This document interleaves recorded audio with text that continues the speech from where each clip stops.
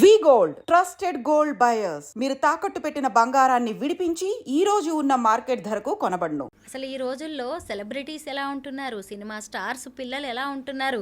ఇక్కడ రామ్ చరణ్ గురించి కూడా మనం చాలా గొప్పగా చెప్పుకోవాలండి. ఎందుకంటే తండ్రి దగ్గర నుంచి యాక్టింగ్ స్కిల్స్ నేర్చుకున్నాడు, సేవా భావాన్ని అలవర్చుకున్నాడు.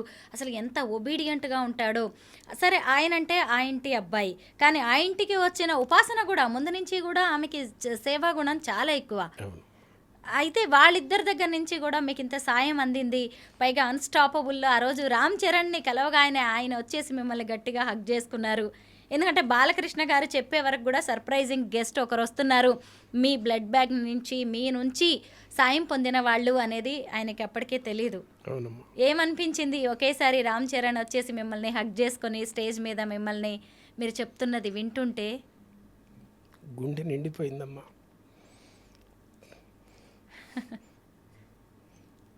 లక్షల్లో ఖర్చు అవుతూ ఉంటుంది కదా అసలు మీ ఆవిడకి చేసిన ట్రీట్మెంట్, అందులోనూ అపోలో హాస్పిటల్ అంటే చిల్లిగవ్వ తీసుకోకుండా చేశారు. జస్ట్ మీరు రక్తదానం చేసినందుకు, జస్ట్ అని కూడా నేను ఆ మాట కూడా వాడకూడదు. నిజానికి రక్తదానం మీరు చేసింది ఎంతమంది జీవితాలను నిలబెట్టి ఉంటుందో మీకు ఈ రూపంలో అది తిరిగి వచ్చింది. ఎందుకంటే ఆ రోజు చరణ్ బాబు 18 మాసాలుగా ఎదురు చూశానమ్మా. ఎప్పుడు నాకు అవకాశం కల్పిస్తాడా భగవంతుడు, కుటుంబం అంతా కలిసి వారి కృతజ్ఞతలు తెలియజేసుకుని ఎదురు చూస్తూ ఉన్నామ్మా. అలా ఆహార రూపంలో జరిగేపాటికి ఇక 18 మాసాలుగా ఎదురు చూసిన ఆ చూపులు ఒక్కసారిగా బిడ్డను చూడగానే గుండెలకి హత్తుకొని నా గుండె చప్పుడుని ఆయన ఎంత 2-3 నిమిషాల పాటు నన్ను అలా ఓదార్చారమ్మా. చాలమ్మా ఈ జన్మకి. రామ్ చరణ్ గుండె చప్పుడు మీరు విన్నారు. నా గుండె చెప్పుడు రామ్ చరణ్ విన్నారమ్మా. అవునండి, నా గుండె చెప్పుడు రామ్ చరణ్ బాబు విన్నారు. విని అలా నన్ను సముదాయించారు. మరి ట్రీట్మెంట్ జరుగుతున్నప్పుడు అపోలో హాస్పిటల్ అందరూ కూడా 17 రోజుల పాటు ఉన్నామమ్మా. అప్పటికీ ఆమెకి ప్రాణం నిలబడింది. ఆ 17 రోజుల పాటు ఎలా జరిగిందంటే మాకు ట్రీట్మెంటు వారి బంధువులు అనుకుంటున్నారమ్మా. హాస్పిటల్లో ఉపాసన గారు బంధువులు, చరణ్ బాబు బంధువులు అనుకుంటా. ఎందుకంటే ఏదో దూరపు చుట్టరిగాలు ఉంటాయి కదమ్మా, ఆర్థికంగా ఇబ్బందులు, అలాంటి భావంతో ఎంతో ఆత్మీయంగా చూసుకున్నారమ్మా. బాలకృష్ణ గారు కూడా ఎంతో గొప్పగా మిమ్మల్ని స్వాగతించారు స్టేజ్ మీదకి. ఆయన తరఫున అన్స్టాపబుల్ నుంచి కూడా ₹1,00,000, అలాగే ఇంకొంత ₹50,000, ₹1,50,000 ఆర్థిక సాయం చేశారు. అవునమ్మా. ఆ ఇన్విటేషన్ నుంచి వెళ్ళగానే ఆయన్ని కరచాలనం చేసుకున్నాను. ఇక చరణ్ బాబుతో ఆ అనుభూతి పంచుకున్నప్పుడు అదంతా దగ్గర నుంచి గమనించిన బాలకృష్ణ గారు ఆనంద భాష్పాలు అని ఆయన తరహాలో ఒక ఆత్మీయంగా పలకరించి అది బయటికి చెప్పారమ్మ.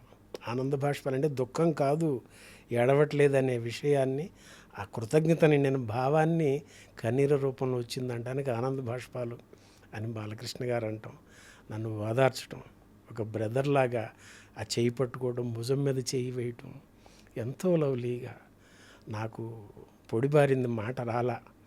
ఆ టైంలో గబుక్కుని ఒక వాటర్ తెప్పించి అది వారి చేతితో నాకు ఇవ్వటం. ఇంకేంటాం, అలాంటి సోల్మేట్స్తో ఆ కార్యక్రమంలో వీడికి అదృష్టం. అదంతా అరుణాచలుడు రమణుల అనుగ్రహం అమ్మ. శంకర్ గారు, మీరు ఒక సీనియర్ నటులు, ఇప్పటి వరకు ఏ ఏ సినిమాల్లో యాక్ట్ చేశారు? అంటే ఏవైపు చేసుకొచ్చానమ్మా. ఫస్ట్ భీమిలి కబడ్డీ జట్టు అని అదొకటి చేశాను, అదొక ఫాదర్ క్యారెక్టర్ అది. తర్వాత ఒక national award winner Nandi Narasimha అని, ఆయన ఒక 2 సినిమాలు, లజ్జా అని ఒక మూవీ, బుడ్డారెడ్డిపల్లి బ్రేకింగ్ న్యూస్ అని ఒక మూవీ, వాటిలో చేయించారు. ఆ తర్వాత ఇంకా చెప్పుకునేంతగా ఏమీ లేక తర్వాత మదరు, కూతురు ఇవన్నీ జరిగి మళ్ళా నేను నారప్పతో ఇక్కడికి 2021కి వచ్చినట్టు అయిందమ్మా. అక్కడి నుంచి నాకు దసరా అని శ్రీకాంత్ వదులు గారు, నానిగారి హీరోగా అందులో క్యారెక్టర్ పెట్టారు. 4 సీన్స్ చేయించారు. అది జనంలోకి వెళ్ళింది. ఈ ఇండస్ట్రీ డైరెక్షన్ డిపార్ట్మెంట్స్ అందరికీ తెలియటం, దాంతో కాల్స్ రావటం. అలాగే విశ్వక్సేన్ హీరోగా డెబ్యూ డైరెక్టర్ విద్యాధర్ గారు గామి మూవీ చేశారమ్మా. దానిలో కూడా విశ్వక్సేన్ చిన్నప్పుడు లేడీ గెటప్తో ఉండడంతో తనని సేవ్ చేసే తాత క్యారెక్టర్గా చేయించారు. అది కూడా జనంలోకి వెళ్ళింది. ఆ తర్వాత ఇప్పుడు మిస్టర్ రెడ్డి అని ఒక మూవీ చేస్తాను, డబ్బింగ్ కూడా చెప్పేశా. దేవకట్ట గారు మన ప్రస్థానం మూవీ, రిపబ్లిక్ మూవీస్, ఆటో సూర్య ఇట్లాంటివి చేసిన దేవకట్ట గారు మన వెబ్ సిరీస్ ఒకటి చేశారమ్మా, రాయలసీమ బ్యాక్ డ్రాప్లో. దానిలో ఒక మెయిన్ లీడ్ పెట్టి ఫ్యాక్షనిస్ట్గా చేయించారు. అది టెలికాస్ట్ అయితే మన డబ్బింగ్ లాస్ట్ ఆగస్ట్లో చెప్పడం జరిగిందమ్మా. అప్పుడు దేవకట్ట గారు అన్నారు, ఇది మీ కెరీర్కి యాడ్ అవుతుందండి అని. మరి అంతటి ఆయన నుంచి ఆ మాట వస్తే అదొక ప్రశంసే కదమ్మా.